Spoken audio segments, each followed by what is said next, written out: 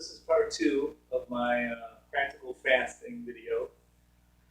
Um, so the other one, I was talking about the types of fasting, why the benefits of fasting. Now I'm going to kind of give you some mindset stuff, some habits that you can use to build up your fasting muscle, if you will, and also just other ways to help you get through a fast physiologically so that you can focus. So fasting to me, getting your attention, it allows you to put your attention on God, not on food. So all the attention you spend worrying about what you're going to eat and when you're going to eat or whatever, you can now focus on the spiritual benefits of fasting. And so we're getting the physical impediments out of the way, obstacles, so that you can have the most spiritual benefits from fasting. So the first, I want to describe different types of hunger, so that when you're fasting, I feel like one of the first things I learned to make the distinction between psychological hunger, nutrient depletion, and actual physical hunger, which I don't actually know if I've ever really felt. The psychological hunger is, you always eat dinner at 6 p.m. or, it's lunchtime, so it's time for me to go eat. So I'm hungry, or, I'm bored, or I just, people who emotionally eat. I consider all that psychological hunger. It's not because of physical need. It's some other thing that's driving you to eat, making you want to eat. So that's psychological hunger. One of the benefits of fasting is that you learn to separate that from your physical and your psychological, so you can see like, oh, I'm not really hungry. I'm just used to eating, or maybe my blood sugar is getting lower, and that means there's a transition period, and then you're going to go into fat burning. But that transition area there, where your stomach is used to doing something, or your blood sugar is low, you're going to think you're hungry, but you're not actually hungry. That's different. That's just habit. That's your stomach looking for something to do, or you're transitioning between sugar metabolism, glucose, and into the fat metabolism. So there's that type of hunger. You'll run into that. Excuse me. 4 to 6 hours after you eat, you're burning through your blood sugar, and then it's like 6 to 8 hours. I've found for myself that your stomach will finally shut up, and then you're fine. Then you're not feeling hungry that hunger anymore, and then you're fat burning. You're good. You can just coast after that. But then you start running into nutrient depleted hunger. So that is electrolytes.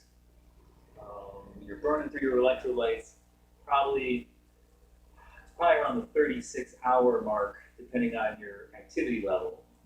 Then you start to run low on your either potassium or sodium, and then that's when you start to feel a little lethargic. It's like you're still in fat metabolism, but you need those electrolytes to feel energetic. That's why the snake juice is what allows you to keep going. It gives you your salts, and you can keep your energy levels up as you're going forward. So you're burning the fat, you got your electrolytes, you can just coast. But that's also where cravings come in. If you eat junk food, you're probably depleted. You're probably not getting all your nutrients. So that's why you just need to keep. If you're eating junk food, that's why you just need to keep cramming. Your body will tell you you're hungry. It's because it's trying to get all of its nutrient needs, and it's just not getting it.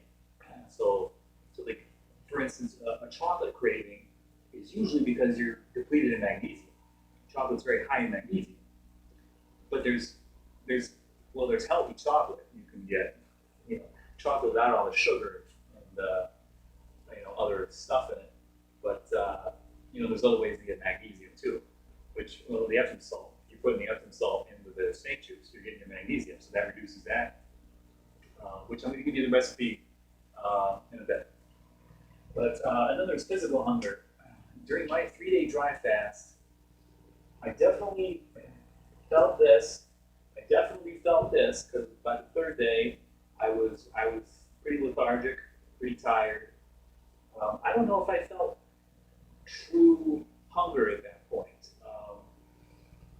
From what I've heard, true hunger feels like, okay, you really need to eat. You're starting to kind of, you're starting to devour yourself. It's getting into an unhealthy place of. I never felt that. I felt these two, never felt this. So 3 days, no water, no food. I don't think I actually felt like I'm gonna die or, my body is starting to, attack itself, trying to survive. So that will help as you're fasting too, that mindset. There's different types of hunger, what those sensations really mean, and how when you say, "Oh, I'm so hungry," you're probably not actually hungry. You're not starving to death. I mean, if you have fat, like at the end of the 3 days, I still had quite a bit of fat on me. I was lean, but you had a lot of fat on you, even if you're very lean. So just keep that in mind as you're fasting. So that little distinction there should help with fasting, the practical aspects of fasting, just to get that out of the way so you're not worried about that, so you can focus on the spiritual. That's what I'm trying to do here. All right, so these other things will help you, helpers. So obviously the snake juice, that helps. Extended fasting, because then you're just burning fat, your electrolytes are staying at a healthy level, you're not lethargic, you can just keep going. Focus. And then, no addictions. So a good idea, my first 36-hour dry fast, I was still doing caffeine. And I started going through caffeine withdrawal probably at the 24-hour mark. And so that's not fun. And it wasn't, I didn't feel like I was more focused on that and the discomfort of that than really anything else. My next 36-hour fast, I had stopped, any caffeine probably a week and a half prior. So I was fine. That 36 was easy. So that's why I felt comfortable going into the 72, the 3-day. So I would recommend not going through withdrawal as you're trying to fast. But that being said, depending on your addiction, a fast can also help you break and detoxify and clean you up to help you break an addiction. Depends on what you're trying to do. Depends on, caffeine's the only thing I'm addicted or I had any was going to have any kind of withdrawal from. So I can't speak to somebody who's an alcoholic or a drug addict or anything like that. But that from all the information, I've read and watched a lot of videos on, this helps clean you out. So the benefits of fasting also, but that fast is probably not very fun. But whatever you need to do, I just recommend if you can break the addiction before going into the fast to be able to focus here more. But if that's what you need to do, if that's why you're doing this to break the addiction, then so it's whatever your situation is. Then we got. I'm going to put here low carb, high fat, and carnivore. So say you really feel the need to eat. If you're going to break your fast, you need something. You're feeling real depleted. If you're going to eat something very low carb or eat something, meat, eggs, because that's not going to spike your insulin and break and then you won't lose the physiological benefits. You'll still maintain that fasting, fat burning, metabolism state. So you'll still be getting the physiological, and you'll still won't be encouraging any sugar addiction you have, and you'll still be able to to be focusing on the spirituals. Like, okay, I'm just going to eat a little meat here, just in case, or very low carb vegetables, celery, zucchini, whatever, very low carb, just to maintain, so that you can still be benefiting from the physiological aspects of fasting. And then another thing I'll add, if you need to detox, so fasting obviously is a powerful detox, very powerful, dry fasting especially, but sometimes with the fasting you'll go through, if you're really toxic,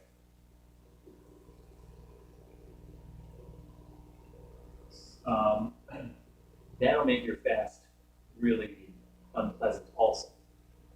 So a cilantro